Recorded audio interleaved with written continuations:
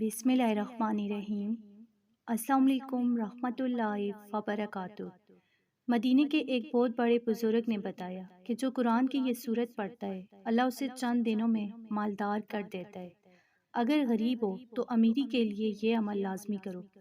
ناظرین، جو بندہ قرآن کی یہ چھوٹی سی سورت پڑھتا ہے اگر وہ اللہ سے 7 کروڑ بھی مانگے تو اللہ اسے دیتا ہے۔ اگر آپ کو یقین نہیں آتا تو آپ ایک بار اس عمل کو لازمی کریں، لیکن پورے دل سے کریں، یقین سے کریں، کیونکہ وہی وظیفہ وہی عمل اثر کرتا ہے جو پورے دل سے اور اخلاص سے کیا جائے، اللہ پر توکل رکھ کر کیا جائے۔ تو ناظرین، یہ قرآن کی وہ سورت ہے کہ جو بندہ اس سورت کو پڑھتا ہے راتوں رات اس کی قسمت بدل جاتی ہے، اس کی تقدیر بدل جاتی ہے۔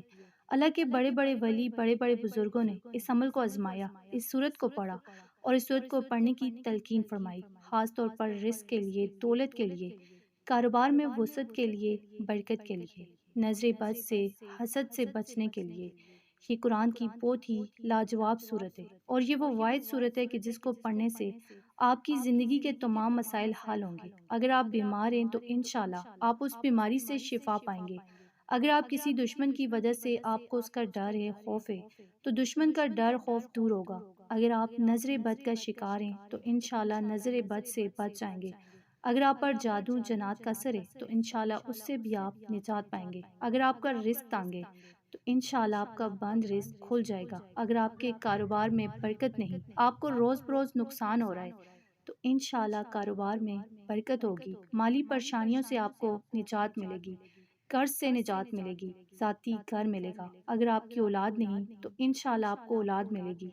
اگر آپ کی اولاد نافرمان ہے تو انشاءاللہ اولاد فرمان بردار ہو جائے گی۔ اگر آپ کی شادی میں کوئی نہ کوئی رکاوٹیں آ رہی ہیں تو انشاءاللہ وہ رکاوٹیں بھی دور ہوں گی۔ اگر آپ کا اپنا ذاتی گھر نہیں تو انشاءاللہ آپ کو اپنا ذاتی گھر بھی ملے گا۔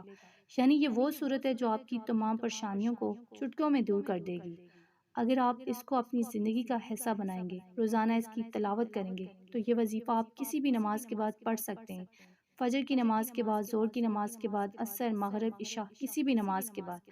اگر آپ چلتے پھرتے لیٹے، یعنی جب بھی آپ فارغ ہوتے ہیں، کسی بھی وقت بھی آپ اس عمل کو کرنا چاہیں تو کر سکتے ہیں، لیکن اس عمل کو آپ نے تامل صبر کے ساتھ کرنا ہے۔ یہ نہیں کہ ایک دن آپ کی حاجت پوری نہ ہوئی تو آپ نے اس کو چھوڑ دینا ہے، بلکہ آپ نے صبر کے ساتھ، یقین کے ساتھ اس صورت کو پڑھتے رہنا ہے، کیونکہ مصائب و الام، مصیبتوں، پریشانیوں پر شکوے کو ترک کر دینا جو ہے صبر ہے۔ ناظرین، حقیقت یہ ہے کہ صبر کرنا مشکل کام ہے، کیونکہ اس میں مشقت اور حوصلے کی ضرورت ہوتی ہے، لیکن اس کا انعام بہت زیادہ ہے۔